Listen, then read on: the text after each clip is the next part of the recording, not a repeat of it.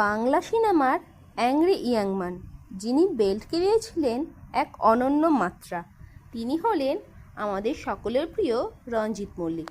ভাবতে পারেন একসময় রঞ্জিত মল্লিক ছিলেন শুধুই রোম্যান্টিক হিরো, কিন্তু একজন পরিচালকের হাত ধরেই বদলে যায় তার পুরো কেরিয়ার। সেই পরিচালক ছিলেন অঞ্জন চৌধুরী।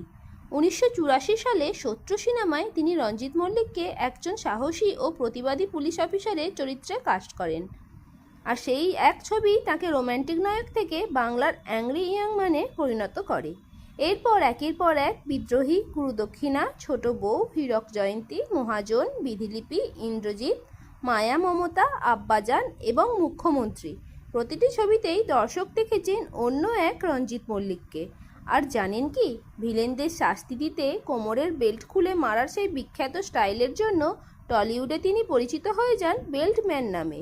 এই দৃশ্যগুলো আজও বাংলা সিনেমার অন্যতম আইকনিক মুহূর্ত হিসাবে মনে করা হয়।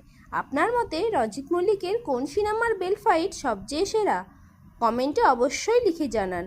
আর বাংলা সিনেমার এমন অজানা গল্প জানতে লাইক, শেয়ার ও চ্যানেলটি সাবস্ক্রাইব করতে ভুলবেন না। ধন্যবাদ।